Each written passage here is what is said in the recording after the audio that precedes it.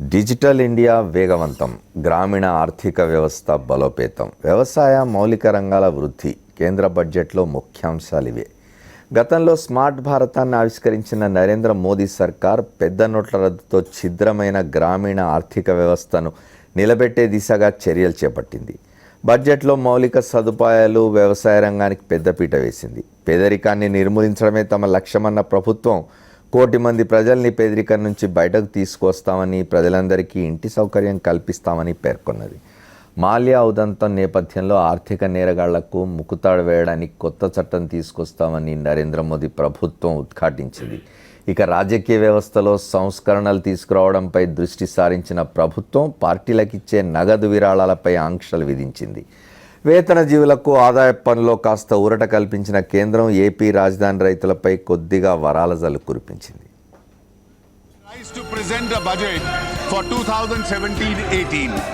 పెద్ద నోట్ల రద్దుతో ప్రజల్లో భారీ స్థాయిలో అంచనాలు, 5 రాష్ట్రాల ఎన్నికల నేపథ్యంలో రాజకీయ వర్గాల్లో ఉత్కంఠ నెలకొన్న వేళ 2017-18 ఆర్థిక సంవత్సరానికి సంబంధించి దేశ వార్షిక బడ్జెట్ను కేంద్ర ఆర్థిక మంత్రి అరుణ్ జైట్లీ లోక్సభలో ప్రవేశపెట్టారు. ఈ ఆర్థిక సంవత్సరంలో ఆర్థిక బిల్లుకు పార్లమెంట్ ఆమోదం తెలపడం, రైల్వే బడ్జెట్ను సాధారణ బడ్జెట్లో విలీనం చేయడం, ప్రణాళికేతర విధానాలను పక్కన పెట్టడం ఈసారి బడ్జెట్లో చోటు చేసుకున్న ప్రధాన మార్పులు. మొత్తం బడ్జెట్ 21,47,000 కోట్లు. ఇందులో రక్షణ రంగానికి 2,74,000 కోట్లు కేటాయించారు. బడ్జెట్లో 10 కీలక అంశాలపై దృష్టి సారించారు. రైతులు, గ్రామీణాభివృద్ధి, యువత, పేదల ఆరోగ్యం, మౌలిక సదుపాయాలు, పారిశ్రామికాభివృద్ధికి ఆర్థిక చేయూత, వేగవంతమైన జవాబుదారీతనం, ప్రజా సర్వీసులు, సమర్థమైన ఆర్థిక విధానం, నిజాయితీ పరులకు సరళీకృతమైన పన్ను విధానానికి పెద్దపీట వేస్తున్నట్టు జైట్లీ తెలిపారు. Demonetization helps to transfer resources from the tax evaders to the government, which can use these resources for the welfare of the poor and the deprived. There is early evidence of an increased capacity of banks to lend at reduced interest rates and a huge shift towards digitization amongst all sections of society. భారత ఆర్థిక వ్యవస్థకు 3 రకాల సవాళ్లున్నాయని జైట్లీ తెలిపారు.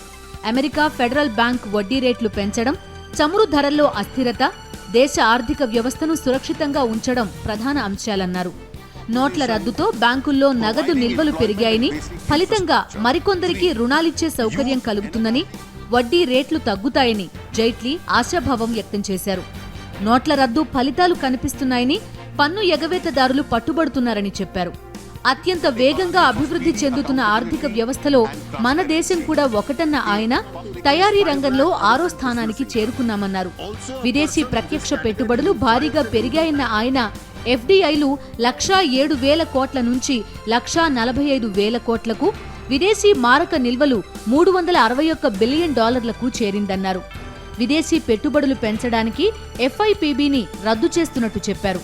ప్రభుత్వ రంగ సంస్థలను stock మార్కెట్లో listing చేసేందుకు విలువల నిర్ధారణ కమిటీ ఏర్పాటు చేస్తున్నట్టు తెలిపారు. ఆర్థిక నేరగాళ్ల ఆస్తుల స్వాధీనానికి కొత్త చట్టం తీసుకురానున్నట్టు జైట్లీ తెలిపారు. Amidst all these developments, India stands out as a bright spot in the world economic landscape. India's macroeconomic stability continues to be the foundation of our economic success. CPI inflation declined from 6% in July 2016 to 3.4% in December 2016 and is expected to remain within the RBI's mandated range of 2 to 6%. India's current account deficit declined from about 1% of the GDP last year to 0. కేంద్ర budget ప్రవేశపెట్టారు ఇవాళ అరుణ్ జైట్లీ పార్లమెంట్లో. 2014 ఎన్నికలు జరిగి NDA ప్రభుత్వం వచ్చిన తర్వాత ఇది 3వ బడ్జెట్, కేంద్ర బడ్జెట్. అట్లాగే ఆంధ్రప్రదేశ్ రాష్ట్ర విభజన జరిగి 2 తెలుగు రాష్ట్రాలు ఏర్పడినాక కూడా ఇది 3వ బడ్జెట్, కేంద్ర బడ్జెట్. 2 తెలుగు రాష్ట్రాలకి ఏం జరిగింది, రెండవది ఇటీవల జరిగిన డిమానిటైజేషన్ యొక్క ప్రభావం, దానికి సంబంధించినవి ఎట్లా ఉన్నాయి బడ్జెట్లో మాట్లాడదాం. మూర్తి గారు చెప్పండి. ఇది పెద్ద నోట్ల రద్దు వల్ల నష్టం జరిగిందని మన ప్రభుత్వ ఆర్థిక సలహాదారు అరవింద్ సుబ్రహ్మణ్యం ఒప్పుకున్నాను నేను ఎకనామిక్ సర్వేలో. కానీ మోదీ కానీ అరుణ్ జైట్లీ కానీ మొదటి దబాయిస్తూ ఉన్నారు. ఆ దబాయింపు కొనసాగింపే బడ్జెట్ కూడా. అదే కొనసాగింపు, దబాయింపు. అంటే క్షేత్రవాస్తవికతకు ఏమాత్రం దగ్గరగా లేదు. ఇవాళ ఇప్పుడు దీంట్లో ఏ ట్యాంజిబుల్ రిఫార్మ్ అంటే ఏం లేదు. ఇప్పుడు వ్యవసాయదారులకు మేలు చేస్తాం, పెద్దపీట అని అన్నాం. ఏం పెద్దపీట వేస్తున్నారు? ఇప్పుడు వ్యవసాయదారులు రుణమాఫీ కోరుకుంటున్నారు. మొత్తం దేశవ్యాప్తంగా ఉన్న వ్యవసాయదారులు రుణమాఫీ ఇవ్వట్లేదు. దానికి మీరు వ్యతిరేకం. మనకి రుణాలు ఊపిలో కూరుకుపోయి ఆత్మహత్యలు చేసుకుంటున్నారు. 3,50,000 మంది ఆత్మహత్య చేసుకున్నప్పటి వరకు 1998 నుంచి ఇప్పటి వరకు అది ప్రస్తావనే లేదు. అసలు పార్లమెంట్లో దాని గురించి మాట్లాడరు. బడ్జెట్ పెట్టేటప్పుడు ఫైనాన్స్ మినిస్టర్ మాట్లాడు, మిగతా టైంలో కూడా పార్లమెంట్ ఎవరు ప్రశ్నలు సభ్యులు అడగరు, వాళ్ళు మాట్లాడరు. నిన్న డిఎంకే సభ్యుడు ఒకటి అడిగాడు, తమిళనాడులో ఎంతమంది ఆత్మహత్య చేసుకున్నారు, మీరు ఏం మాట్లాడుతున్నారని. ఏడు రాష్ట్రపతి ప్రసంగం తర్వాత దాన్ని కూడా అతన్ని మర్చిపోయారు, వదిలేశారు. కానీ దాన్ని కనీసం పికప్ చేసి దాని గురించి ఆయన మాట్లాడుతుంటే బాగుంటుంది, బాధ్యతాయుతంగా ఉన్నది. అంటే మీకు అన్నదాత పట్ల గౌరవం ఉంది, వాళ్ళని రక్షించడానికి వారిని కాపాడటానికి ఏదైనా ప్రయత్నం చేస్తున్నామని చెప్పుకోవడానికి ఆధారం ఏం లేదు, దాఖలా ఏం లేదు. ఈ బడ్జెట్లో అయితే దాఖలా లేదు. ఇక అన్నీ కూడా హామీలే. ఉద్యోగాల కల్పనకి ఇక్కడ టాంజిబుల్ స్టెప్ ఏం లేదు. ఉద్యోగాలు కావాలి, 2 కోట్ల ఉద్యోగాలు ఏటా సృష్టిస్తా అని చెప్పి మోదీ గారు అధికారంలోకి వచ్చారు. ఇంతవరకు అది పని చేయలేదు, ఉద్యోగాలు లేవు. దాని తర్వాత ఈ ఆర్థిక వ్యవస్థ చిన్నాభిన్నమైన తర్వాత చిన్న పరిశ్రమలు దెబ్బతిన్నాయి. ఉద్యోగాలు ఉన్నవాళ్ళు ఉద్యోగాలు కోల్పోయారు. వాటిని మళ్ళీ బలోపేతం చేయడానికి చర్యలు లేవు, స్పష్టమైన హామీలు లేవు. మ్యాక్రో విజన్ ఉందంటే అది కూడా లేదు. కొన్ని రిఫార్మ్స్ అయినా ముందుకు ఇంకా నెక్స్ట్ స్టెప్ తీసుకెళ్తుంటే అది కూడా లేదు. ఇప్పుడు ఏంటంటే బ్యాంకులో జమ అయిన మొత్తాలని దాంట్లో రిజర్వ్ బ్యాంక్ బాండ్ ఇచ్చి కొంత డబ్బు తీసుకొని దాన్ని జన్ధన్ యోజన ఖాతాలో వేస్తారని ప్రచారం జరిగింది. అది చేయలేదు, అని ఒప్పుకోవాలి. చేస్తుంటే అది ఎన్నికలను దృష్టిలో పెట్టుకొని చేశారని మనం విమర్శించాలి. వెంటనే జరగబోతున్న 5 రాష్ట్రాల ఎన్నికలు చేయలేదు కాబట్టి దాన్ని అభినందించాలి. ఆ రిస్ట్రెంట్ పాటించారు అక్కడ. 5 రాష్ట్రాలను దృష్టిలో పెట్టుకొని, ఎన్నికలను దృష్టిలో పెట్టుకొని ఎటువంటి ప్రకటనలు చేయలేదు. అయితే పేదలకి, దళితులకి, మహిళలకి, మైనార్టీలకి మేము ప్రయోజనకరమైన పథకాలు ప్రవేశపెడతామని పదే చెప్పడం దృష్టిలో పెట్టుకునే కావచ్చు. కానీ ప్రత్యక్షంగా ఆ పని చేయనందుకు మనం అభినందించాలి. మన 2 రాష్ట్రాలకి ఏం లేవు, ఎప్పుడూ లేవు. 2 ఏళ్ళుగా లేవు, 3 ఏళ్ళు కూడా ఏం లేదు. విశాఖ రైల్వే జోన్ లేదు. జల్లికట్టు ఉద్యమం స్ఫూర్తితో మళ్ళీ ఉద్యమం చేస్తే కానీ ప్రత్యేక హోదా కానీ లేకపోతే రైల్వే జోన్ కానీ రాదు. ఏదైనా సరే ఉద్యమం చేసి తమిళనాడు ప్రజల్ని ఆదర్శంగా తీసుకొని ఉద్యమం చేస్తేనే వస్తుంది. ఇలా తెలంగాణ ప్రజలను ఆదర్శంగా పర్వాలేదు. ఉద్యమం చేస్తే కానీ రాదు. తెలంగాణ ప్రజలు రాష్ట్రం సాధించుకున్నారు. అదే ఉద్యమం చేస్తే కానీ రాదు, అడగకుండా అమ్మాయినా పెట్టదు, వీటి అడగకుండా చేయరు. ముఖ్యంగా దక్షిణాది రాష్ట్రాల్లో ఏం జరుగుతుందో వాళ్ళకి పట్టదు. కానీ రామచంద్రమూర్తి గారు, తెలంగాణ ముఖ్యమంత్రి కానీ తెలంగాణ ప్రభుత్వం కానీ అధికారికంగా ఇంకా రియాక్ట్ అయినట్టు లేదు. మనకు వార్తలు అంటే ఆంధ్రప్రదేశ్ ముఖ్యమంత్రి రియాక్ట్ అయినారు, బాగుందని చెప్తున్నారు. బాగుంది. ఆయన ఏం చెప్పాడు? క్యాపిటల్ గెయిన్స్ గురించి మాట్లాడుతున్నాడు. రైతులకు క్యాపిటల్ గెయిన్స్ వల్ల 25,000 మంది రైతులకు లాభం జరిగిందని సుజనా చౌదరి చెప్తున్నారు. జరుగుతుందంటే రైతులు, నేను ఎక్కడ ఇచ్చాను రైతులు అనుకోండి, 29,000 మంది రైతులు ఉన్నారు కదా, వాళ్ళు కొంత భూమి ఇచ్చారు. వాళ్ళు నేను ఎక్కడ ఇచ్చాను అనుకోండి, నాకు డెవలప్డ్ ల్యాండ్ 1,200 గజాలు ఆయన ఇవ్వాలి, ప్రభుత్వం ఇవ్వాలి. దాన్ని నేను అమ్ముకోవాలి. అమ్ముకుంటే వచ్చే దాంట్లో దాని మీద పన్ను ఉండదు. దాని మీద క్యాపిటల్ గెయిన్స్ ఇప్పటి వరకు వచ్చేస్తుంది, 2019 వరకు వచ్చేస్తుంది. 2019 ఇవ్వాలి కదా నాకు. ఇప్పుడు ఇంతవరకు 2 ఏళ్ళకి ఇవ్వలేదు, ఇంకా 2 ఏళ్ళు ఇస్తాను. నమ్మకం ఏంటి? ఇచ్చినప్పుడు ఈయన నాకు భూమి ఇచ్చినప్పుడు దాన్ని అమ్ముకుంటే నేను ఎందుకు అమ్ముకోవాలి? అసలు అమ్ముకుంటే దాని మీద క్యాపిటల్ గెయిన్ మీద పన్ను ఉండదు. అది దాని రాయితీ. ఆ రాయితీ ఎంతమందికి వర్తిస్తుంది? దానికి ప్రత్యేక సంబంధం ఉంది అసలు. ఇప్పుడు మిగతా విషయాలు కూడా, ఇప్పుడు railway zone, Visakha railway zone కానీ, పోలవరం ప్రాజెక్ట్ సంబంధించినవి కానీ, ఇట్లాంటివి కూడా ఏం చర్చకు వచ్చినట్లు లేవు బడ్జెట్లో. ఒకసారి మనం వైఎస్ఆర్ కాంగ్రెస్ పార్టీ పార్లమెంట్ సభ్యులున్నారు వరప్రసాద్, ఢిల్లీ నుంచి, వారితో మాట్లాడదాం, తర్వాత పెద్దల దగ్గరికి వస్తాను. వరప్రసాద్ గారు చెప్పండి, ఇవాళ కేంద్ర బడ్జెట్ ఆంధ్రప్రదేశ్ రాష్ట్రానికి మేలు జరిగింది, చాలా బాగుంది బడ్జెట్ అని ఆంధ్రప్రదేశ్ ముఖ్యమంత్రి చెప్తున్నారు.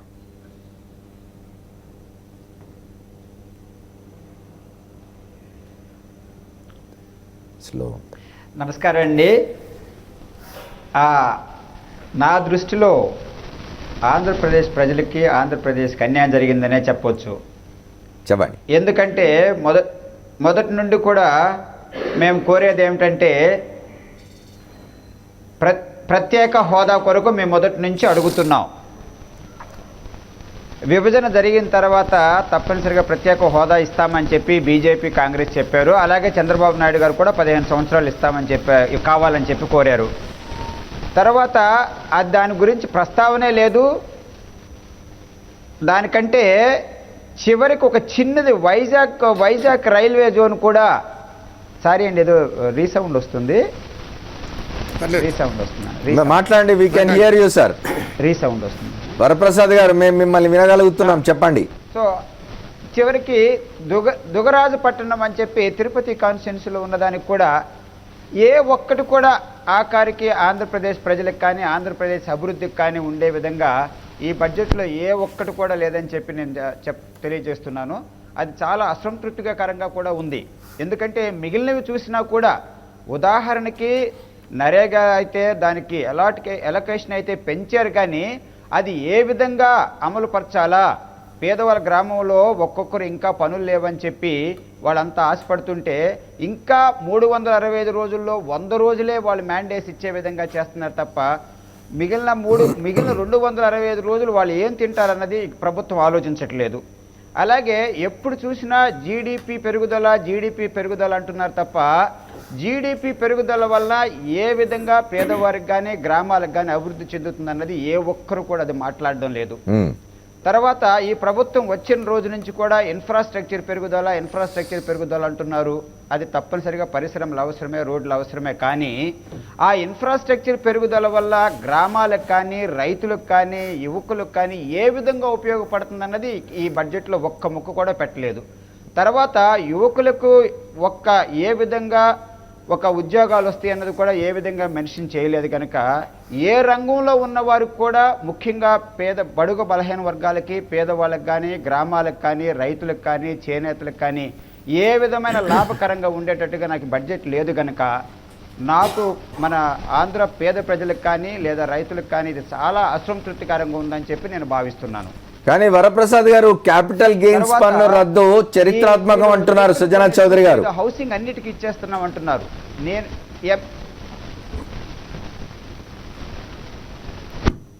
అది చాలా దురదృష్టకరం అని చెప్తున్నాను. ఎందుకంటే అది ముందు చంద్రబాబు నాయుడు గారు చాలాసార్లు ఏం చెప్పారంటే, నేను 35,000 ఎకరాలు, దాదాపు 40 కోట్ల ఎకరాలు ఒక పైసా లేకోకుండా తీసుకున్నామని చెప్పి ఒకవైపు చెప్తున్నారు.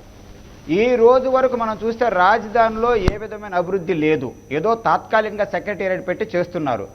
అది వాళ్ళు అమ్మినప్పటికీ దాని మీద వచ్చిన లాభానికి క్యాపిటల్ గెయిన్ ట్యాక్స్ అంటున్నారంటే అది వాళ్ళు ఎప్పుడు అమ్మేది, ఎప్పుడు దానిలో లాభాలు వచ్చేది అన్నది చాలా ఆశ్చర్యకరంగా ఉంది. కనుక ఇది చూస్తే అది ఏదో ప్రజలను మభ్యపెట్టడానికి చేసినట్టుంది, కానీ ఏ విధంగా ఒక రైతులకు కానీ అక్కడ ఉండదని చెప్పి నేను భావిస్తున్నాను. రైతులకు ఏదైతే వెసులుబాటు కలిగించారో చెప్పండి. తర్వాత అండి రైతుల లెట్ హిమ్ కంప్లీట్ లక్ష్మణ గారు, వారిని కంప్లీట్ చేయనియండి.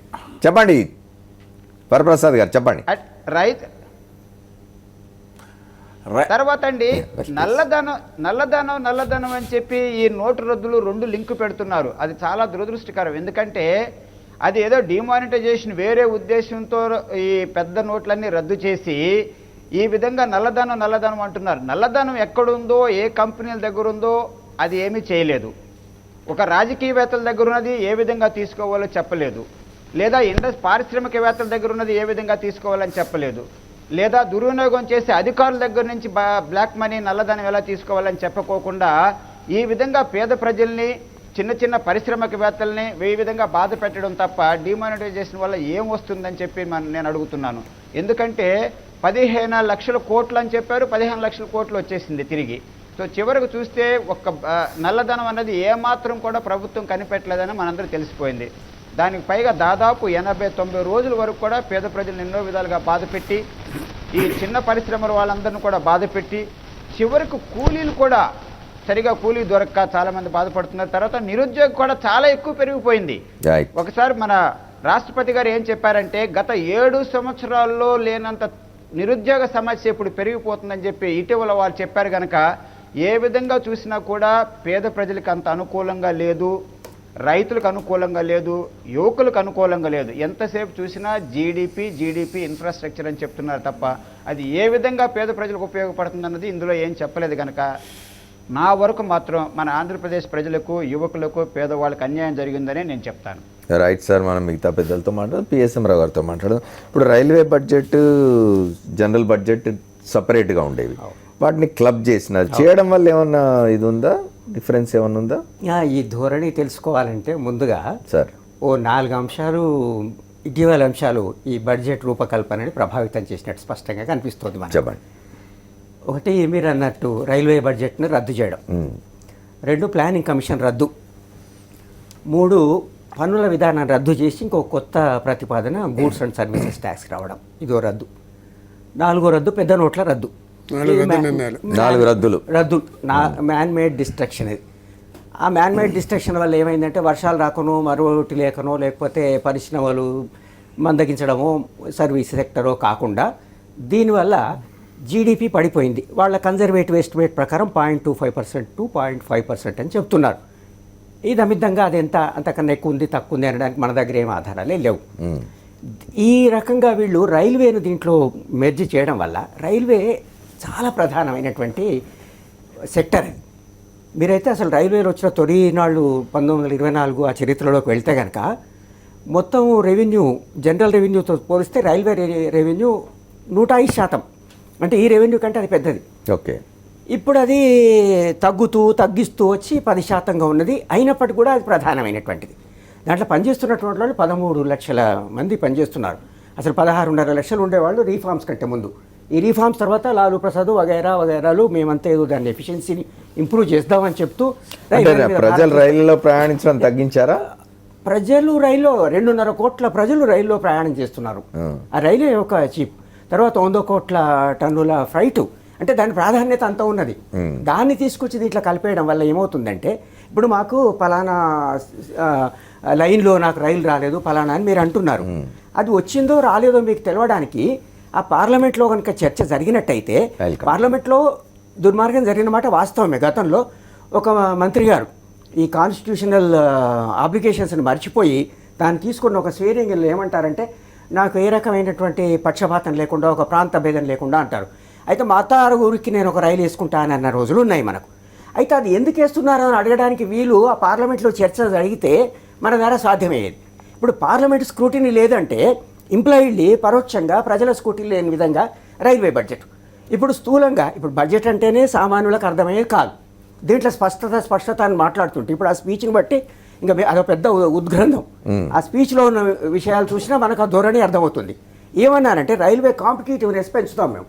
కాంపిటేటివ్నెస్ పెంచుతామంటే వాళ్ళ ఉద్దేశం ఏంటి? నష్టాలు రాని విధంగా రైల్వే నడుపుతాం. నష్టాలు అంటే ఇక్కడ సోషల్ ప్రాఫిట్, కమర్షియల్ ప్రాఫిట్ అని 2 ఉంటాయి. కమర్షియల్ ప్రాఫిట్లు దృష్టిలో పెట్టుకొని కాస్ట్ ప్లస్ అంటే 10 రూపాయలు నాకు దీనికి ఖర్చు అయినట్టే 11 రూపాయలు నేను వసూలు చేస్తే నాకు ₹1 లాభం వస్తుంది. ఆ విధంగా చేయబోతున్నామని చెప్తే టారిఫ్ పెంచబోతున్నామని మనకు పరోక్షంగా చెప్పినట్టు అవుతున్నది. ఇది రైల్వేల సంగతి మనం చూసుకుంటే. ఇంకా జనరల్ బడ్జెట్ విషయం కనుక మనం చూసుకున్నట్టయితే ఆ జనరల్ అంటే రైల్వే విషయం కూడా మళ్ళీ మాకు నిధులు లేకుంటే ఏం చేయాలి? వృద్ధి చేయాలి. వృద్ధి ఏ రకంగా చేయాలి? Infrastructure important. పీపీపీ మోడ్ అంటే పబ్లిక్ పార్ట్ అంటే ప్రైవేటైజ్ చేస్తామని. ఎప్పుడైతే మీరు ప్రైవేటైజ్ చేస్తారో ప్రైవేటు పరిశ్రమలు ఏవైనా కూడా లాభాల కోసం, కమర్షియల్ ప్రాఫిట్స్ కోసం చేస్తాయి.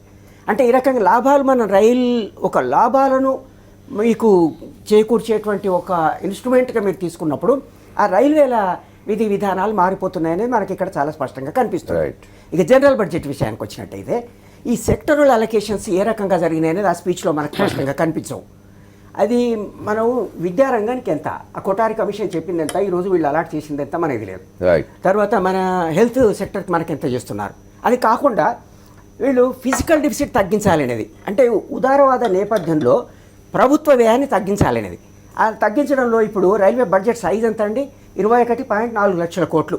అది కనుక రివైజ్ చేయకపోతే ఈరోజు బడ్జెట్ అంటారు, రేపు రివైజ్డ్ బడ్జెట్, ఆ రేపు రివైజ్డ్ యాక్చువల్ బడ్జెట్, ఈ బడ్జెట్ అప్పుడు 3 ఏళ్ల కింద యాక్చువల్ బడ్జెట్. అప్పుడు మనం 3 ఏళ్ల కింద ఏమైందో ఇప్పుడు మనకు దాని మీద దృష్టి ఉండదు. ఈ 21.4 లక్షల కోట్లు ఏమవుతుందో మనకు తెలియదు. అయితే దీని విషయం నేను ప్రత్యేకించి ఎందుకు చెప్తున్నానంటే ఆ బడ్జెట్ సైజు మన 10 ఏళ్ల నుంచి మనం చూసుకున్నట్టయితే జీడిపిలో 14% ఉన్నది 13% వచ్చింది. ఇప్పుడు కూడా సుమారుగా మనం లెక్క తీస్తే అంత శాతానికి, అంటే టోటల్ బడ్జెటే మీకు తగ్గింది, కుంచుకుపోయింది. టోటల్ బడ్జెట్ మీకు కుంచుకొని పోతే దాంట్లో మీకు అత్యవసరంగా డిఫెన్స్ అన్నారు, బాగానే పెంచుతున్నారు. తప్పనిసరి అయినటువంటి మీకు ఉద్యోగుల వేతన భత్యాలు, ప్రభుత్వ నిర్వహణ ఉంది. ఇంకా మిగిలింది ఎంత? దాంట్లో మీరు సోషల్ సెక్టర్లో ఎంత స్పెండ్ చేస్తున్నారు? అయినప్పటికీ కూడా ఇందాక అన్నారు వ్యవసాయం అని. వ్యవసాయం అంటే వాళ్ళు ఇచ్చిన గణాంకాల దృష్ట్యా మనం చూడడం మంచిది, ఊరికే చేయలేదు చేసిండ్రు అనే దానికన్నా. ఏమన్నానంటే we will double the farm credit double కాదు 10 లక్షల కోట్లు చేస్తామన్నారు. 10 లక్షల కోట్ల అప్పులు, రుణాలు, ఆ రుణాలకు బడ్జెట్లకి ఏంటి సంబంధం, అవి బ్యాంకులు ఇచ్చేవి ఒక విషయం కాగా 10 లక్షల కోట్లు అంటే ఎంతనండి? ఈ అగ్రికల్చరల్ జిఎస్డిపి. కానీ ఇంతకుముందు రామచంద్రమూర్తి గారు అన్నట్టు రుణమాఫీ గురించి ఏం మాట్లాడదు బడ్జెట్. ఇక్కడ ఒకటి మాఫీ ఉంది, ఇక్కడ మాఫీ, ఆ మాఫీ చెప్తారు. Right. ఈ అగ్రికల్చరల్ జీడిపి ఉంది కదండి, దాంట్లో సగం అంటే చాలా గొప్పగా ఇస్తున్నట్టే కదా. కానీ అవి అందాల్సిన వాళ్ళకి అందడం లేదు. అందాల్సిన వాళ్ళు ఎవరంటే వ్యవసాయం చేస్తున్న వాళ్ళు. వ్యవసాయం ఎవరు చేస్తున్నారు? సన్న చిన్నకారు రైతులు, టెనెంట్ ఫార్మర్స్. వాళ్ళు ఎంతమంది? 90% వాళ్ళకి అందడం లేదు. 90% ప్రజలకు అక్కడ అందకుండా ఉన్నప్పుడు నీ 10 లక్షల కోట్లు మీరు పెంచుతూనే ఉన్నారు. అది తర్వాత ఈ కోఆపరేటివ్ బ్యాంకుల్లో తీసుకున్న రుణాలలో 60 రోజులు వడ్డీ మాఫీ చేస్తాము అన్నారు. కోఆపరేటివ్ బ్యాంకులు అంటూనే గ్రామ ప్రాంతాల్లో ఉండేవి కదా, లాభం జరిగింది కదా అనేది. ఇక్కడ ఒక్క విషయం అర్థం చేసుకోవాల్సింది ఏంటంటే, అంటే మనకు పై చెప్తుంది కూడా జరగలేదు అని చెప్పడానికి ఇక్కడ చాలా స్పష్టంగా తెలిసేది, ఈ ఇన్స్టిట్యూషనల్ క్రెడిట్ చిన్న సన్నకారు రైతులకు అందడం లేదని ప్రభుత్వ నివేదికలు మొత్తుకుంటున్నాయి. 10% కూడా బీదలకు అందడం లేదని. ఆ ఇన్స్టిట్యూషనల్ క్రెడిట్లో, ఇన్స్టిట్యూషన్స్ అంటే ఏంటి? కోఆపరేటివ్ బ్యాంక్స్, గ్రామీణ బ్యాంకులు, ప్రాంతీయ గ్రామీణ బ్యాంకులు, కమర్షియల్ బ్యాంకులు. కమర్షియల్ బ్యాంకులు 70-74%, గ్రామీణ బ్యాంకులు 10%, 10-12% మనకు కోఆపరేటివ్.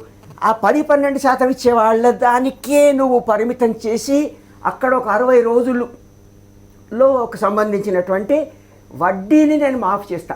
అసలు నాకు రుణమే రాదు, ఆ వచ్చిన రుణం కోఆపరేటివ్ బ్యాంక్ నుంచి రాదు.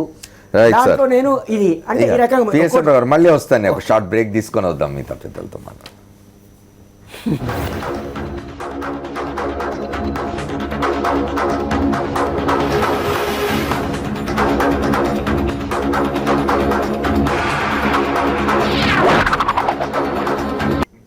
Welcome back to the fourth estate. మనం కేంద్ర బడ్జెట్ గురించి మాట్లాడుకుంటున్నాం. హరగోపాల్ గారు, ఒకటి ఇందులో ఇవాళ అరుణ్ జైట్లీ బడ్జెట్లో ఒకటి స్పెసిఫిక్గా చెప్పింది ఏమిటంటే పార్టీలకు విరాళాల విషయంలో సంస్కరణలు తీసుకొస్తామని చెప్పినారు. తర్వాత ఆర్థిక నేరగాళ్ల ఆస్తుల స్వాధీనానికి చట్టం తీసుకొస్తామని చెప్పినారు. ఎట్లా అనిపించింది మీకు ఈ విషయంలో? అవన్నీ చాలా పెరిఫరల్ ఇష్యూస్ అండి. అవి మొత్తం సమాజానికి మౌలికమైన ఇష్యూస్ కావాలి, సిమ్టమ్స్ మాత్రమే. కానీ మౌలికమైన ఆర్థిక వ్యవస్థ నిర్మాణం ఎలా ఉంది, ఆర్థిక వ్యవస్థలో సంపద ఎట్లా డిస్ట్రిబ్యూట్ అయింది, బడ్జెట్ పాత్ర ఏమిటి, రాజ్యము నిర్వహించవలసిన పాత్ర ఏమిటి అనేటివి ప్రధాన అంశాలు. అంటే నేను ఉదయం కూడా ఏదో ఛానల్లో మాట్లాడుతూ, ఇప్పుడు మేము చదివే కాలంలో ఎకనామిక్స్ చదివే కాలంలో deficit finance, role of deficit finance in the development of the nation, వాళ్ళు మమ్మల్ని ప్రశ్నలు అడిగారు, మేము జవాబులు రాసాము. డెఫిసిట్ ఫైనాన్స్ ఎంత గొప్పదో, ఒక దేశ అభివృద్ధికి ఎంత అవసరమో చెప్పాము. అంతర్జాతీయంగా గ్లోబలైజేషన్ అయిన తర్వాత పెట్టిన లిమిటేషన్ ఇది అంతర్జాతీయ సంస్థలు మీరు 3% కంటే డెఫిసిట్ ఫైనాన్స్ పెంచడానికి లేదు, 3.2% చేశారు. ఆ 0.2 కూడా వాడు రేపు అడుగుతాడు 0.2 ఎందుకు పెంచాడు. కనుక బడ్జెట్, మన దేశ బడ్జెట్ మనం చేసుకునేటువంటి స్వేచ్ఛ మనం కోల్పోయాం. అది ఫస్ట్ మనం అర్థం చేసుకోవాలి. కన్స్టెంట్ ఒకటి subsidies, for example cash transfer అనే దానికి ఎందుకు వస్తుందంటే సబ్సిడీ ఇవ్వద్దు అంటున్నాడు వాడు.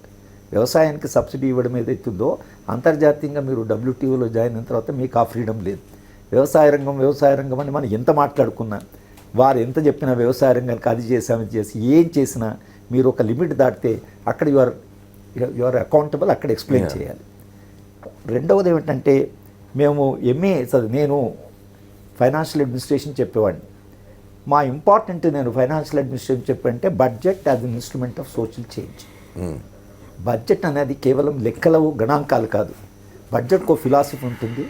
బడ్జెట్ ఒక సామాజిక నిర్మాణంలో లేదా ఒక కొత్త సమాజం లేదా సామాజిక మార్పులో దానికంటూ ఒక కీలక పాత్ర. ఎందుకంటే సంపద, దేశంలో ఉన్న సంపదని సంపన్నుల దగ్గర నుంచి, అతి సంపన్నుల దగ్గర నుంచి పెద్ద ఎత్తున వాటా తీసుకొని పేదవాళ్ళ మీద, సంక్షేమం మీద, ప్రజా అవసరాల మీద ఖర్చు పెట్టడము బడ్జెట్.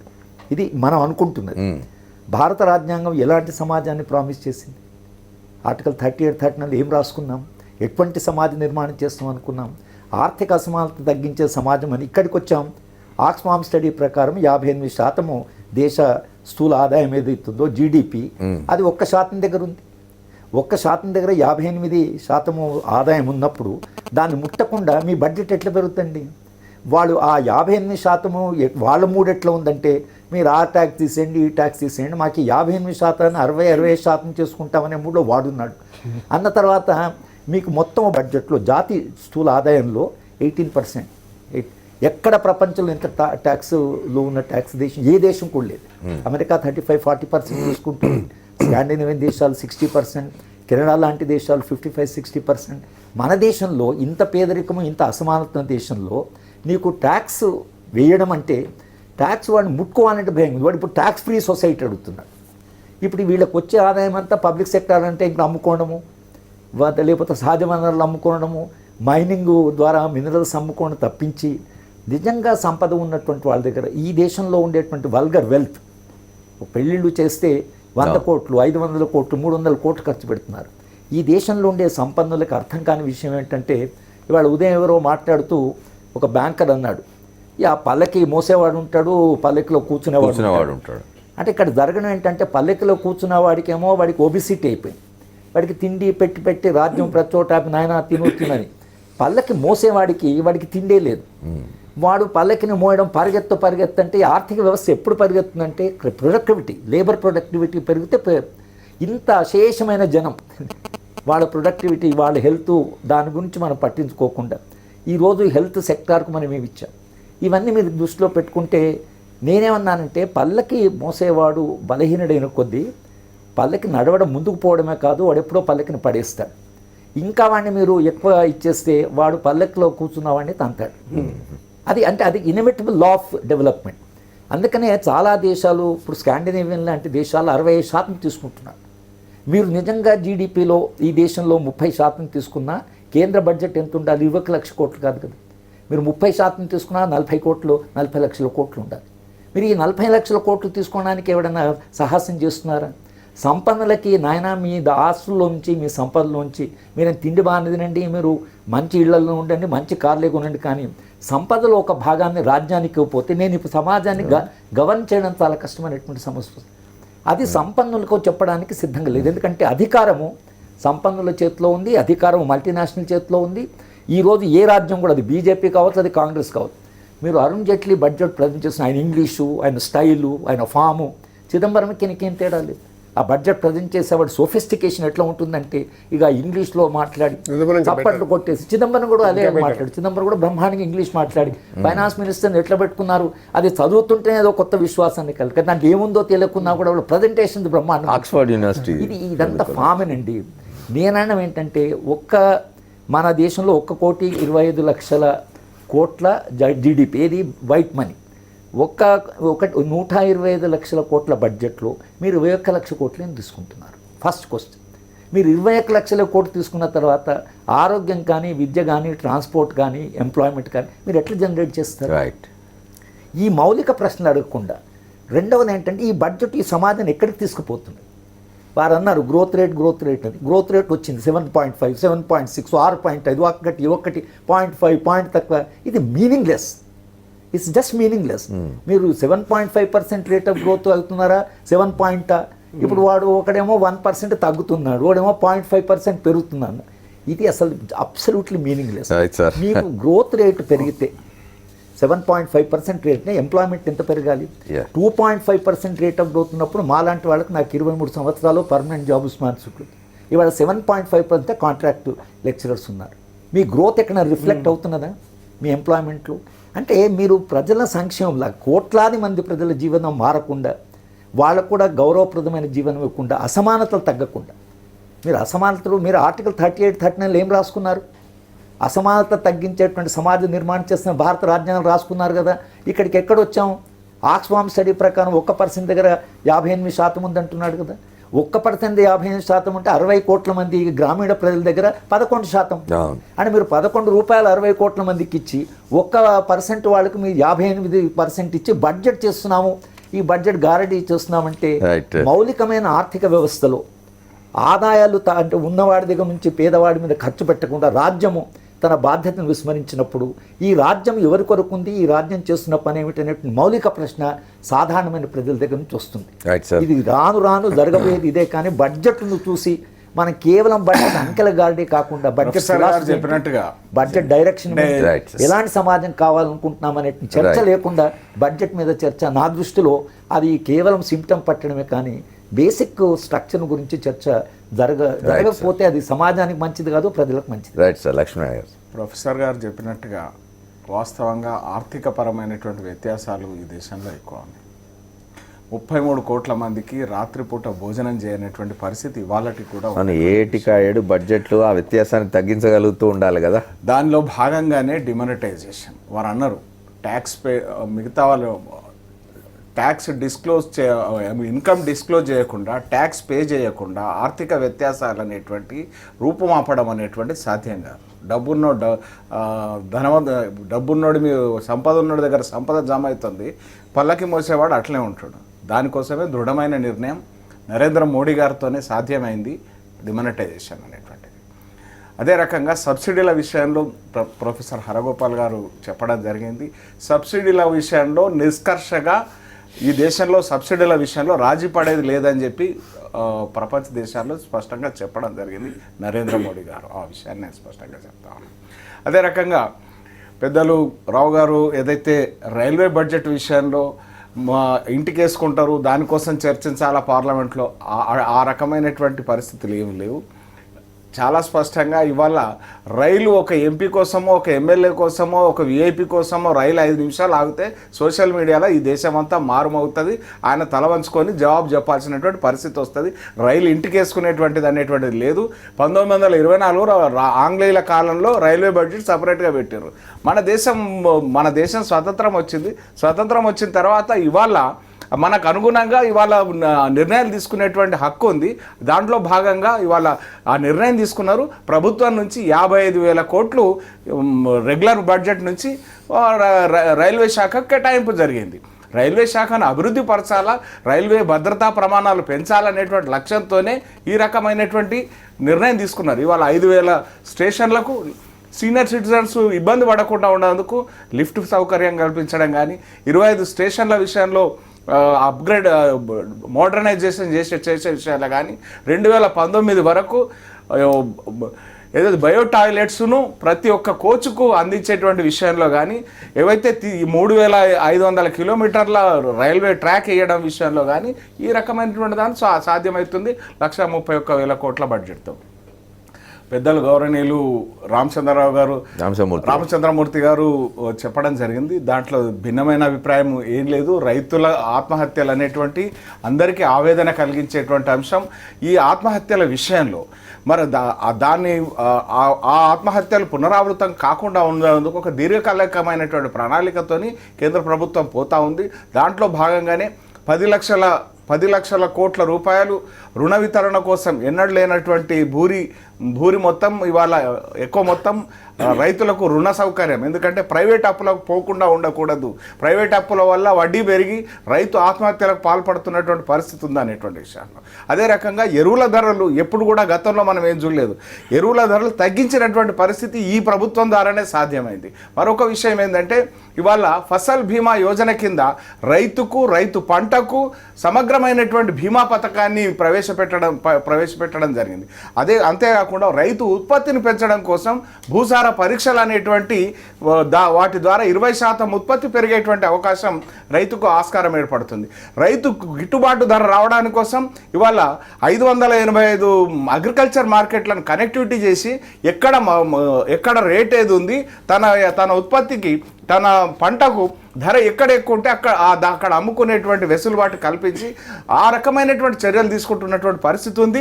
తప్పనిసరిగా రాబోయేటువంటి రోజుల్లో ఆ రకమైనటువంటి దానికి ఆస్కారం ఉండదనేటువంటిది భావిస్తా ఉన్నాం. అదే రకంగా వరప్రసాద్ ఎంపీ గారు నిరుద్యోగ యువకుల గురించి మాట్లాడడం జరిగింది. చాలా స్పష్టంగా ఇవాళ నిరుద్యోగం ఏదైతే మామూలు డిగ్రీ చదువులతోని ఉద్యోగాలు రావాలంటే, గుమాస్తా ఉద్యోగాలు రావాలంటే సాధ్యమయ్యేటువంటి విషయం కాదు. ఇవాళ చదువులకు తోడు నైపుణ్యం, విభిన్న రంగాల్లో నైపుణ్యం అనేటువంటిది అవసరం. దానికోసం ప్రధానమంత్రి కౌశల్ వికాస్ యోజన కింద 60 కేంద్రాల్లో ఉండే 60 కేంద్రాల నుంచి ఇప్పుడు 600 కేంద్రాలకు ఆ యొక్క నైపుణ్య శిక్షణ కేంద్రాలను పెంచడం జరిగింది. అంతేకాకుండా ముద్రా బ్యాంకు కింద 5,60,00,000 మందికి గతంలో లోన్లు ఇవ్వడం జరిగింది. బయట ప్రైవేట్ అప్పులు తీసుకుంటే తన కిరాణా కొట్టులో వెళ్ళకుండా ఇబ్బంది పడే పరిస్థితి ఉంటుంది. అదే బ్యాంకు నుంచి 10 లక్షల వరకు లోన్ అవకాశం ఉంటే ఇంకో వ్యక్తిని అందులో తీసుకున్నారు అనుకోండి, ఒక 1 కోటి దుకాణాలలో ఒక్కొక్క వ్యక్తిని కనుక నియమించుకుంటే 10 లక్షల లోన్ ఇస్తే 1 కోటి దుకాణాలలో ఒక వ్యక్తిని తనతో జోడించుకుంటే 1 కోటి మందికి ఉపాధి దొరికేటువంటి అవకాశం బాగుంది. అదే 2,44,000 కోట్లు 2014 ఎన్నికల సమయంలో నరేంద్ర మోదీ గారు భారతీయ జనతా పార్టీ 40,000 కోట్లు సిచాయి యోజన కింద కార్పస్ ఫండ్ ఏర్పాటు చేయడం జరిగింది. ఎంత ఎంప్లాయ్మెంట్ జనరేట్ చేస్తామని చెప్పినారు? ఈ 3 బడ్జెట్ల కాలంలో ఎంత ఎంప్లాయ్మెంట్ జనరేట్ అయింది? ఎంప్లాయ్మెంట్ జనరేషన్ అనేటువంటిది ఏదైతే ఉన్నదో మీరు చెప్పింది 1 కోటి ఉద్యోగాలు ఇస్తామన్నారు, 2 లక్షలకు మించి ఉద్యోగాలు ఇవ్వలేదు ఏటా అనేది లెక్కలు. ఎంప్లాయ్మెంట్ జనరేషన్ అనేటువంటిది ప్రభుత్వ డిపార్ట్మెంట్లలో కాదండి, ఎంప్లాయ్మెంట్ అవకాశాలు కల్పించడం. దానికోసం మౌలిక రంగానికి ఇవాళ 3,96,000 కోట్లు ఇవాళ కేటాయించినటువంటి పరిస్థితి ఉంది. హౌస్ ఫర్ ఆల్ కింద తీసుకున్నటువంటి కార్యక్రమం ఉంది. అదే రకంగా ఇవాళ ప్రతి ఒక్క అంటే ఎంప్లాయ్మెంట్ జనరేట్ చేయడం కోసమే 125 బ్యాంకులు, ప్రతి ఒక్క బ్యాంకు ఒక ఎస్సీకి ఒక ఎస్సీకి లేదా ఎస్టీ లేదా మహిళకు 2 కోట్ల రుణాన్ని ఇచ్చి వాళ్ళు పరిశ్రమలు స్థాపించడానికి అనుగుణంగా ఇచ్చేస్తూ ఉన్నారు. దాంట్లో భాగంగానే పరిశ్రమల అభివృద్ధి కోసం మరి జిఎస్టీ అనేటువంటి దాన్ని తీసుకొని వచ్చారు. తద్వారా ఇండస్ట్రీస్ కోసం అనుకూలత పెరుగుతుంది. అదే రకంగా పరిశ్రమల స్థాపనకు అడ్డంకి కాకుండా ఉండడం కోసం అవసరమైనటువంటి ల్యాండ్ అక్విజిషన్ కోసం సిద్ధపడ్డారు. ఆ రకమైనటువంటి చర్యలు చేపడతా ఉన్నది ప్రభుత్వం. రావు గారు, రాత్రికి రాత్రి యూ హావ్ టు రియాక్ట్. ఈ చెప్తున్నది చేస్తున్నది అని మధ్యన వ్యత్యాసం చాలా స్పష్టంగా. ఇది రాష్ట్ర ప్రభుత్వం కాదండి, ఇది కేంద్ర ప్రభుత్వం. కేంద్ర ప్రభుత్వాన్ని వ్యత్యాసం చాలా స్పష్టంగా చెప్పాలి. వ్యత్యాసం అంకెల్లో చెప్పండి. అంకెల్లో చెప్తారు. అంకెల్లో ఎంప్లాయ్మెంట్ అడిగారు మీరు. ఎంప్లాయ్మెంట్ విషయం మనం తీసుకుంటాం. ఈ ఎంప్లాయ్మెంట్ది నేను ఒక 15 ఏళ్ల నుంచి మేనిఫెస్టోస్ టార్గెట్స్ ఏంటి గవర్నమెంట్ అని చూశానండి. మీరు 15 ఏళ్ల నుంచి చూసారు కాబట్టి అదే నేను చెప్పేది వినండి. నేను చెప్పదలుచుకుంది చెప్పండి. 15 ఏళ్ల నుంచి చూస్తే ఇటు మేనిఫెస్టోలు ప్రభుత్వంలోకి రాకముందు వచ్చాక కూడా చేసినట్టుంటే ఏ సంఖ్యనైతే వాళ్ళు చెప్తున్నారో సంవత్సరానికి ఇన్ని ఉద్యోగాలు మేము సృజన చేస్తామని, ఒకళ్ళు ఏం చెప్తున్నారు 5 ఏళ్లలో 5 అంటే, ఇంకొకళ్ళు ఏడాదికి 1 అంటే దాని అర్థం అంతే అవుతుంది. ఆ టార్గెట్ అంతే 15-16 ఏళ్ల నుంచి అదే టార్గెట్ ఇక్కడ కనిపిస్తుందంటే ఎంప్లాయ్మెంట్ సృష్టి జరగలేదనే కదా అర్థం. కనుక ఇక్కడ ఎంప్లాయ్మెంట్ సృష్టి జరగాలి అంటే ఉపాధి అవకాశాలు పెరగాలి కదా. ఉపాధి అవకాశాలు పెరగాలి అంటే ఇక్కడ ఉపాధిని ఇస్తున్నది ఏంటి అనేది మనం ఆలోచించాలి. వారు వరుసగా చాలా చెప్పినారు, ఇది చేస్తున్నాం ఉపాధికి. ఎక్కడ ఇప్పుడు వ్యవసాయం, దానికి ఏం చేశారు మీరు? తర్వాత ఆర్గనైజ్డ్ సెక్టర్, అసంఘటిత రంగం 90% ఉద్యోగిత అక్కడే ఉన్నది. ఈ అసంఘటిత రంగాన్ని పెద్ద దెబ్బ డిమానిటైజేషన్ కొట్టింది. దానివల్ల అప్పుడు జీడిపి అంటే నిర్మాణ రంగానికి, ఇన్ఫ్రా రంగానికి ఇవాళ అనేకమైన వెసులుబాటులు కల్పించడం జరిగింది. తద్వారా ఈ యొక్క కన్స్ట్రక్షన్ ఫీల్డ్ కి ఏదైతే ఉందో లేదండి, ఎఫ్ఐబిని రద్దులు unorganised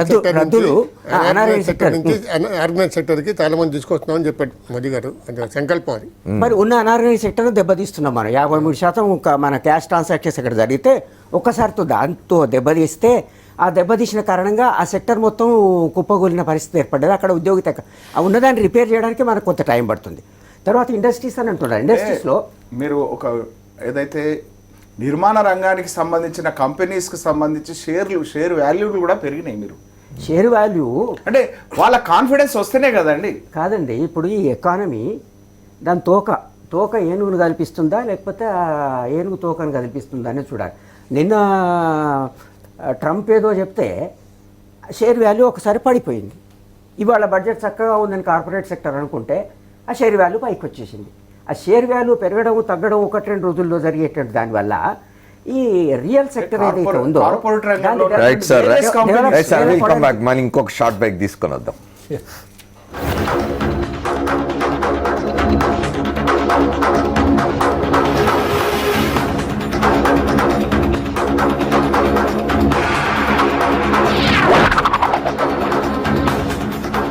welcome back to the fourth estate. Ramachandramurthy గారు, ఇంతకుముందు ఆంధ్రప్రదేశ్ ముఖ్యమంత్రి చంద్రబాబు నాయుడు గారు మాట్లాడుతూ ఏం చెప్పినారంటే, ఆయన he is the chairman of this digital economy, దీనికి పోయేదానికి సౌకర్యం చేసిన కమిటీకి చైర్మన్ ఉన్నారు. ఆ దిశగా ఈ బడ్జెట్ చాలా అద్భుతంగా ఉంది, ఆ దిశగా పోతూ ఉన్నది అని చెప్తున్నారు. అంటే ఆ దిశగా పోవడానికి పెద్ద నోటు రద్దు చేయకుండా కూడా పోవచ్చు. దిశగా పోవటం మంచిదే, డిజిటలైజ్డ్ ఎకానమీ మంచిదే, దానివల్ల ట్యాక్స్ ఎవేషన్ కూడా తగ్గుతుంది. అది ఇప్పుడు 3 లక్షల పైన అయితే ఇక చెక్తోనే ఇవ్వాలి కానీ క్యాష్ ఇవ్వడానికి వీలేదని చెప్పారు. అట్లాంటి స్టిపులేషన్స్ ముందే పెట్టచ్చు వితౌట్ గోయింగ్ ఫర్ డిమానిటైజేషన్. కానీ డిమానిటైజేషన్ వల్ల నష్టం జరిగింది ఎవరు ఒప్పుకోవట్లేదు, చంద్రబాబు నాయుడు కానీ ఎవరు ఒప్పుకోవట్లేదు. చంద్రబాబు నాయుడు గారు కూడా ముందు వెల్కమ్ చేశారు, దాని తర్వాత దౌర్భాగ్యం నిర్ణయం అన్నాడు, దాని తర్వాత మళ్ళీ దాని కమిటీకి చైర్మన్ అని చేశారు, మాట్లాడలేదు. వీటన్నిటికంటే కూడా ప్రమాదకరమైనది ఏంటంటే, డొనాల్డ్ ట్రంప్ అమెరికాలో మొత్తం ట్యాక్సెస్ని 15% తగ్గిపోతున్నాడు. ఆ 15% అక్కడ తగ్గిస్తే ఇక మన దగ్గర ఎవరు ఇంకా ఫారిన్ ఇన్వెస్టర్స్ ఎవరు ఉండరు, మళ్ళీ వెనక్కిపోతారు, అమెరికాకి వెళ్ళిపోతారు. మన దగ్గర ఇప్పుడు ట్యాక్స్ వసూలు చేసేది ఒక 1.6 crores నుంచే. 120 కోట్ల మందిలో 1.6 crores people are paying tax, others are not paying. కానీ పే చేయదగ్గ వాళ్ళు చాలామంది ఉన్నారు. ఇందాక హరగోపాల్ గారు చెప్పినట్టు నిజంగా అందరి దగ్గర నుంచి ట్యాక్స్ వసూలు చేయగలిగితే, ఎలిజిబిలిటీ ఉన్న వాళ్ళ దగ్గర నుంచి వసూలు చేయగలిగితే 40-45 లక్షల కోట్లు ట్యాక్స్ రూపంలో వసూలు చేయొచ్చు. అంటే మన ఇప్పుడు బడ్జెట్ లేవటికి డబుల్. ఇప్పుడు 20 కోట్ల లక్షల బడ్జెట్ అయితే దాన్ని డబుల్ చేయొచ్చు మనం. అది చేయట్లా. ఇప్పుడు డిమానిటైజేషన్ వల్ల వచ్చిన ఈ బ్యాంకులకు వచ్చిన ఈ నగదు లెక్క వేసుకుంటే, ఎవరంతా జమ చేసే లెక్క వేసుకుంటే దాన్ని అధ్యయనం చేస్తే ఆ ట్యాక్స్ నెట్ విస్తరించడానికి దోహదం చేస్తుంది. ఎవరి దగ్గర ఆదాయం ఉంది, ఎవరింతవరకు ట్యాక్స్ అవాయిడ్ చేస్తున్నారు అని తెలుసుకునే అవకాశం ఉంది. దీనివల్ల కొద్దిగా ప్లస్ పాయింట్స్ కూడా ఉన్నాయి. డిమానిటైజేషన్ వల్ల ముందు కష్టాలు వచ్చినా కూడా ఈ డబ్బును, అందుకనే వాళ్ళు ఇన్కమ్ ట్యాక్స్లో పనిచేసి 10 ఏళ్ళ క్రితం రిటైర్ అయినా కూడా మళ్ళీ పిలిపిస్తున్నారు. ఎందుకంటే వాళ్ళతో పని ఉంది ఇప్పుడు. ఈ రకంగా దాన్ని డిమానిటైజేషన్ చేయొచ్చు. డిమానిటైజేషన్ చేయడం వల్ల తప్పులేదు దాంట్లో. కానీ బేసిక్గా దెబ్బ తగిలిన సెక్టర్స్కి కనీసం లేపనైనా పోయాలి కదా. ఇప్పుడు మీరు డిమానిటైజేషన్ వల్ల 3 నెలలు చాలా అవస్థలు పడ్డారు, చాలా పరిశ్రమలు క్లోజ్ అయినాయి, కామన్ పీపుల్ సఫర్ అయినారు. వాటిని ఐడెంటిఫై చేసి వాటికైనా హెల్ప్ చేయాలి కదా, వాళ్ళు రెస్టోర్ చేయాలి కదా. తప్పును ఒప్పుకోవాలి కదా, ముందు ఒప్పుకోవట్లే, ఇప్పటికీ దబాయిస్తూ ఉన్నారు. డిమానిటైజేషన్ అనేది మంచి చర్య, గొప్ప చర్య అని ఇప్పుడు ఇందాక లక్ష్మణ్ గారు కూడా అన్నారు. ముందు దాన్ని పొరపాటును ఒప్పుకొని దానివల్ల నష్టమైన వాళ్ళని మేము ఆదుకుంటామని చెప్తే ఇంకా బాగుంది, నిజాయితీగా ఉండేది. రైట్, ఒకసారి వరప్రసాద్ గారితో మాట్లాడదాం. వరప్రసాద్ గారు, మొత్తం మీద ఈ బడ్జెట్ అంటే ఇప్పుడు కేంద్ర ప్రభుత్వంలో ఎన్డీఏలో తెలుగుదేశం కూడా భాగస్వామిగా ఉంది, ఆంధ్రప్రదేశ్లో ప్రభుత్వంలో అధికారంలో ఉన్న పార్టీ. మొత్తం మీద ఆంధ్రప్రదేశ్కి ఏమాత్రమైన మేలు జరిగిందా, ఏమన్నా వచ్చినాయా ఆంధ్రప్రదేశ్కి?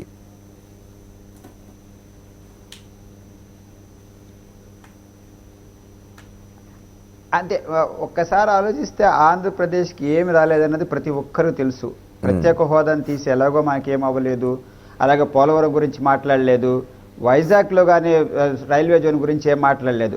అలా కాకపోయినా కూడా పేద ప్రజలకు కూడా గ్రామాల్లో కూడా ఏ విధమైన అభివృద్ధి జరగలేదన్నది నా భావన. ఎందుకంటే నరేగాకి వాళ్ళు పెంచవలసింది పెంచారే తప్పనిచ్చి వాళ్ళ 100 days మ్యాండేట్స్ మాత్రం పెంచలేదు. వాళ్ళ ప్రకారం మిగిలిన 265 రోజులు పేదవాళ్ళు వృత్తి కొరకు ఎక్కడికి వెళ్తారన్నది కేంద్ర ప్రభుత్వం ఆలోచించలేదు. తర్వాత ఎంతసేపు చూసినా సరే జీడిపి పెరుగుతుందన్నారే తప్ప జీడిపి పెరుగుదల వలన అసమానత్వం ఏ విధంగా తగ్గుతుంది, పేదవాళ్ళకి, గ్రామ ప్రజలకు, రైతులకి ఏ విధంగా మేలు జరుగుతుందన్నది ఏమాత్రం ఆలోచించలేదు. తర్వాత ఇన్ఫ్రాస్ట్రక్చర్ పెద్ద ఎత్తున పెట్టేసేసి 3.9 lakhs crores ఇస్తున్నారే తప్పనిచ్చి విలేజ్ ఇన్ఫ్రాస్ట్రక్చర్కి ఏం చేస్తున్నారన్నది ఏం ఆలోచించలేదు. మన దేశంలో, మన రాష్ట్రంలో ముఖ్యంగా దాదాపు 60% మంది ప్రజలు వచ్చి గ్రామాల్లో ఉంటున్నారు కనుక గ్రామాలకి కావలసిన మౌలిక సదుపాయాలు ఏం చేయకోకుండా అక్కడ ఇన్ఫ్రాస్ట్రక్చర్స్ కానీ, రోడ్లు కానీ, స్కూల్స్ కానీ, డ్రింకింగ్ వాటర్ కానీ, హెల్త్ ఫెసిలిటీస్ ఏం పెట్టుకోకుండా అది ఎంతసేపు వేరే చోట్ల ఇన్ఫ్రాస్ట్రక్చర్ డెవలప్మెంట్ చేసుకుంటున్నామంటంలో ఏ విధమైన సంజాయిషీ లేదు, న్యాయం లేదనిపిస్తుంది. తర్వాత బహిరంగ మల విసర్జన కొరకు ఒక్క గ్రామాల్లో కూడా టాయిలెట్లు కట్టుకోకుండా, అక్కడ ఇక్కడ కట్టిన వాటికి డబ్బులు ఇవ్వకోకుండా, ఎక్కడ చూసినా ఓడిఎఫ్ చేసేసాము, అన్ని చోట్ల కూడా ఎక్కడ కూడా ఓడి లేదు, బహిరంగ మల విసర్జన లేదని చెప్పి వీళ్ళ డబ్బా కొట్టుకోవడంలో ఏ విధమైన న్యాయం లేదు. తర్వాత డిజిటల్ ఇండియా ఏ విధంగా గ్రామ ప్రజలకు ఉపయోగపడుతుందండి? మనం చూస్తే దాదాపు 70%, 60% ప్రజలు ఇక్కడ ఉన్నారు. వారు ఏ ఒక్కరు కూడా ట్యాక్స్ కట్టిన వాళ్ళు, ఈ డిజిటల్ ఇండియా చేయడం వలన ఈ విధంగా బ్లాక్ మనీ నల్లధనం తగ్గిపోతుంది అనుకోవడంలో నాకు ఏ విధమైన న్యాయం కల్పించట్లేదు. తర్వాత నిరుద్యోగ సమస్యలు ఏ విధంగా ట్యాకిల్ చేయాలా, ఉద్యోగాలు ఏ విధంగా కల్పించాలా, నిరుద్యోగులకు ఏ విధంగా వృత్తి కల్పించాలన్నది ఏం ఆలోచించుకోకుండా ఈ విధంగా అసమానత్వం ఇంకా పెరిగే విధంగా బడ్జెట్ ఉంటుందే తప్పనిచ్చి నాకు కనిపిస్తుందే తప్ప ఈ అసమానత్వం తగ్గే విధంగా మాత్రం నాకేం కనిపించట్లా. పేదవాళ్ళు ఇంకా నిరుపేదలుగానే అయిపోతున్నారు, గొప్పవాళ్ళు ఇంకా గొప్పవాళ్ళుగా అయిపోతున్నారు. నల్లధనం ఎవరి దగ్గర అయితే ఉందో వారి దగ్గర అది అరకట్టుకోకుండా కాదండి, కంపెనీల దగ్గర అంతంత డబ్బు ఉంది, వారిని ఏ విధంగా వారిని అరకట్టట్లేదే. Thank you. కంపెనీల దగ్గర ఉన్నది అరికట్టట్లేదు. వరప్రసాద్ గారు సమయం అయిపోయింది మనకు. థ్యాంక్ యూ సార్, సమయం అయిపోయింది. అది ఇవన్నీ చేయకుండా వరప్రసాద్ గారు 25,000 గ్రామాలకు తాగునీటి విషయంలో నిర్ణయం తీసుకున్నది. అదే రకంగా 70,000 కిలోమీటర్లు గ్రామీణ ప్రధానమంత్రి 19 కోట్లు కేటాయించేది. కాదండి, అదే రకంగా మీరు అన్నారు ఇందాక కొత్త చట్టం చేస్తుంది. లక్ష్మణ గారు మనకు సమయం అయిపోయింది. థ్యాంక్ యూ వరప్రసాద్ గారు. థ్యాంక్ యూ మీరు ఢిల్లీ నుంచి మాతో చర్చలో పాల్గొన్నందుకు. సమయం అయిపోయింది మనకు. Thank you very much PSM Rao గారు, అట్లాగే లక్ష్మణ గారికి, అరగోపాల్ గారికి, రామచంద్రమూర్తి గారికి, అలాగే వరప్రసాద్ గారికి కూడా కృతజ్ఞతలు. ఇవాళ కేంద్ర బడ్జెట్ గురించి మాట్లాడుకున్నాం. ఏదేమైనా కూడా సామాజిక మార్పు రాకుండా అట్టడుగు వర్గాలకు ఎటువంటి లాభం జరగకుండా వచ్చే బడ్జెట్లు ఎన్ని వచ్చినా కూడా దీనివల్ల ప్రయోజనం ఉండదు. ఎంత చర్చించుకున్నా కూడా ఇది వాళ్ళ 4th ఎస్టేట్. రేపటి 4th ఎస్టేట్లో మళ్ళీ కలుద్దాం. State Yoon to Sakshi. This is Amar signing off.